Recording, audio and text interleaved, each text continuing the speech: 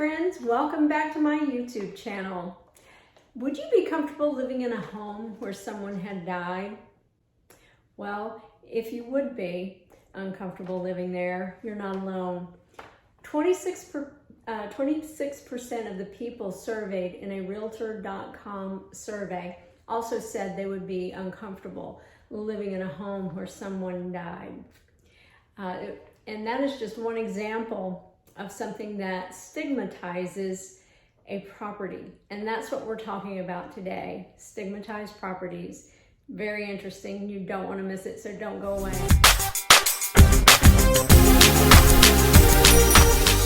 Welcome back. I'm Lori Cook. I'm a realtor with Premier Sotheby's International Realty. I am a realtor on the southwest side of Orange County. I'm a realtor with my husband, Barry. He and I are both realtors with Premier Sotheby's International Realty, and we both work on this side of town. And I'm so happy you're joining me today. Today we're talking about stigmatized properties. You may be wondering, what is a stigmatized property? Well, stigmatized properties are homes that buyers find undesirable for either emotional or psychological reasons.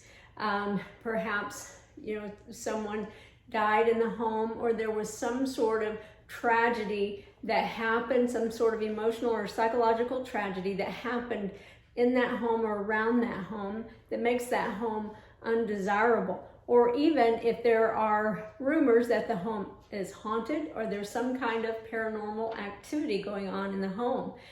Those make a property undesirable, and you think that I'm kidding, but I'm totally serious. Those are things that make a property undesirable, and they call them stigmatized. And stigmatized homes are oftentimes harder to sell. In fact, especially if they've had highly publicized or sensationalized events that are tied to that property. A survey or a study done by Wright University showed that those properties are 3% harder to sell and take 45% longer time than untainted properties. So that's something else about those properties. And also popular remedies used for those kind of stigmatized properties. Sometimes there's extensive remodeling that goes into them.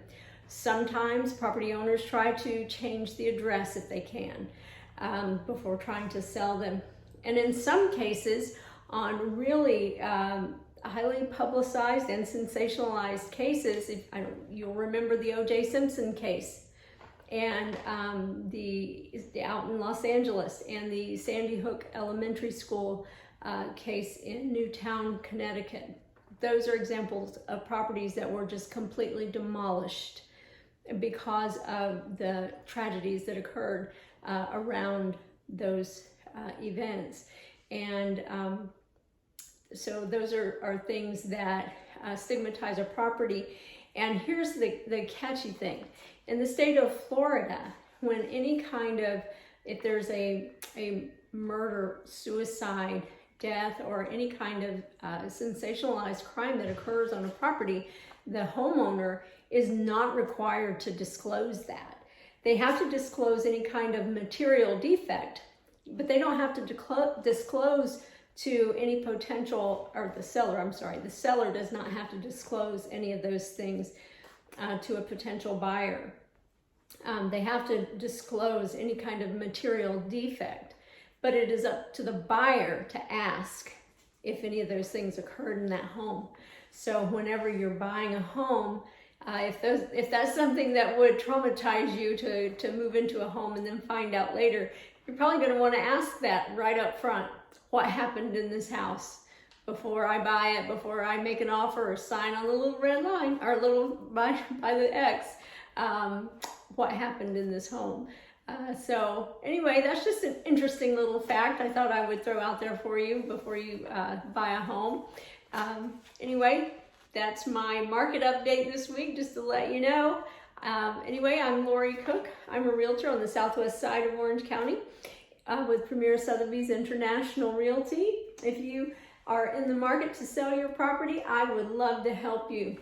And if you're wanting to buy a property, I'd be happy to help you, and I will help you ask some of those hard questions too.